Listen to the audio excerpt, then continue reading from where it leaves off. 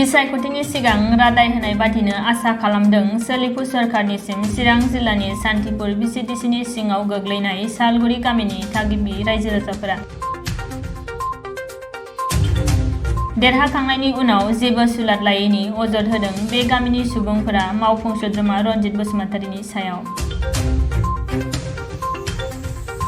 बे नुथायखौ नुनानै नोंथांमोनहाबो हमदांनो हाबाय जानो हागौदि बे लामाजों हान्थिनो एबा गारि मटर खारनो बेसे गोब्राब।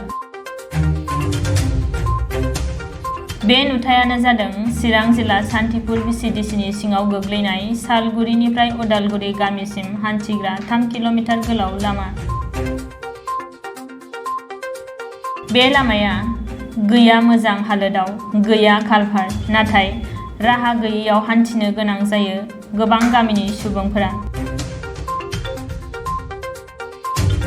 बेराफारसे गामियैनो खौसे जानानै इउपिपिएल दोलोनिफ्राय सायख'नानै देरहाहोहरनानै बिटिआरनि मावफुं सोद्रोमा जाखांनायनि उनाव रनजित बसुमतारीया जेबो खौरां लायाखै होननानैबो दुखु फोरमायदों गामिनि रायजो राजाफोरा।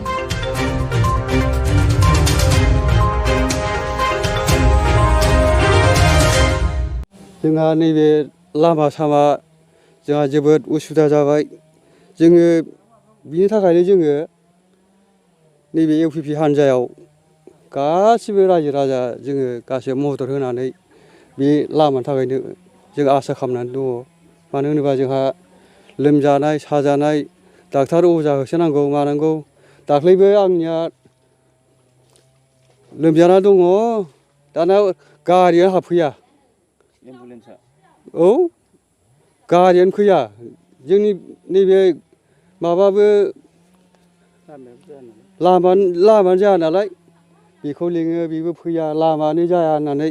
मा गामि बेलाय? सालगुरि। बे सालगुरि गामिनि लामाखौनो जोङो मोजां जाथों होननानै आसा खालामनानै जोङो बे जोंहा पार्टियाव जोङो गासिबो जों मदद होना दङ। जोङो मदद होनानै देरहाहोबायबो।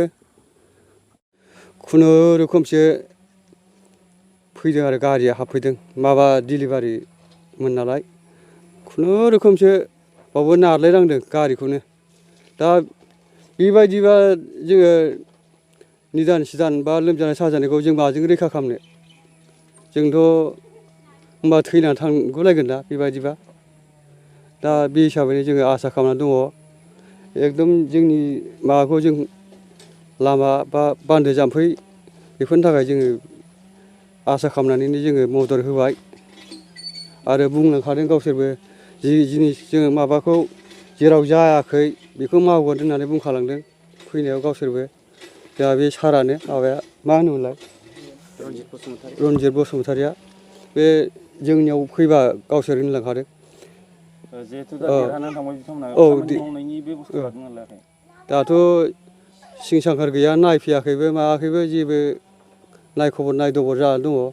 दा बे हिसाबैनो जोङो आसा खालामनानै दङ। दा जोंनो नांग्रोगौ लामाखौ नांग्रोगौ जोंना बे लोमजानाय साजानाय जोंहा नायनांगौना लांनांगौ जायो। दा बे हिसाबैनो जोंहा लामाखौ सिगां नांग्रोगौ आरो जोंनो। जोंनि गामिया सालगुरि गामि, सिमला बागान फरेस्ट ब्लकनि आन्दारावमोन। दा जोंहानो हारसिङै फरेस्ट भिलेज जाबाय। सान्थिपुर बिसिडिसिनि सिङाव थानाय जोङो ओरैनो 1980 सननिफ्रायनो बे गामियाव रायजो जाबोदोंमोन। दिनैसिम आरो जोङो गोबां सरकारि आसनिफोरखौ मोनफुंनो हायाखै। माखासे 2003नि गेजेराव बिटिसि एकर्ड जानानै थांबाय। बाहाय जोङो बिथां हाग्रामा महिलारि दैदेननाय जे बिथांनि सरकाराव जोङो रायजो राजानि लुबैनाय बायदि मोनफुंनो हायाखिसै।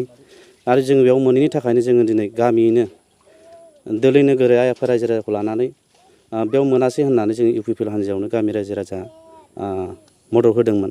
आरो मदद बायदि आं रायजो राजाफोरखौ लानानै जे जोंनि आसा लामा दंग' बान्दो जाम्फै बेखौ मोनफुंगोन। आरो दासिमबो आसा दङ। जोंनाव EM सारा फैनानै, जाय बिथां रनजित सारा फैनानै जोंनो खोथा होलांदोंमोन। गिबियावनो नोंथांमोननि गामिनि समस्या बेखौ आङो 100% मावफुंना होगोन होननानै बिथाङा खोथा होदों। बे मथेनो रायजो राजाफ्रा दिनैसिम नेनानै दं।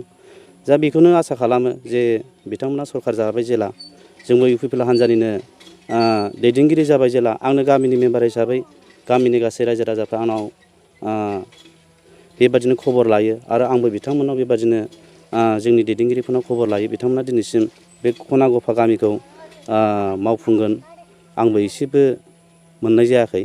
दा साख्लै आङो एसे EM सारजों रायलायनो थांनायाव बिथांमोननि प्रब्लेमनि थाखाय आं थांनाय जायासै। जिखुनु जाया आहा आसा दङ रायजो राजा गासैखौबो लानानै जोंनि गामिनि समस्याखौ माखासे समनि गेजेराव मोनफुंगोन जाफुंगोन होननानै। जोंना बेल' नैबे दालां मोनसे बिराद गिदिर दं आरो जोंहा बे लामाखौ जोङो गिबियावनो जोङो मालायनि बादि प्लास्टार थास्टार लुबैयाखै। जोङो ओरैनो सेंग्रेबेलफोर मोनग्रोबानो जोंनि थाखाय जथेस्थ'। बेखौ आङो निउसनि गेजेरजों आङो जोंनि रन्जित सार बिथां आरो प्रमद बर' सार दैदेननाय UPPL हान्जानि गासै दैदेनगिरि बिथांमोनखौ रायजो राजाखौ लानानै मोनफुंगोन होनना आसा खालामनाय थायो। बेखिनिखौ जोंनि ओरैनो बे लामाया 3.5 किल'मिटारसो दङ। दालाङा ओरैनो दालां गिदिर मोनसे दं, ओमफ्राय बेनिफ्राय ओरैनो हमफाइट कालभारफोर दङ बेबादिनो 7था 8थासो।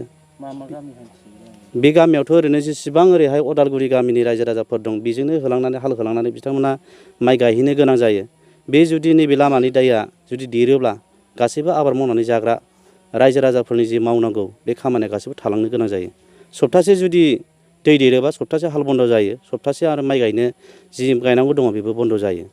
बेनिखायनो हायोब्ला आंनि BTC सरकारनि सायाव मोनसे खावलायनाय बेल' जेखि जाया गासैनि गेजेराव नैबे लामाया जुदि जाफुंजायोबा बे 10था 12था बारग्रा गामिनि लामाया जुदि मावफुंजायोब्ला ओरैबायदि रायजो राजानि सायाव बिसास थागोन जेखौ जों बुंनानै फोजोबनो हानाय नङा।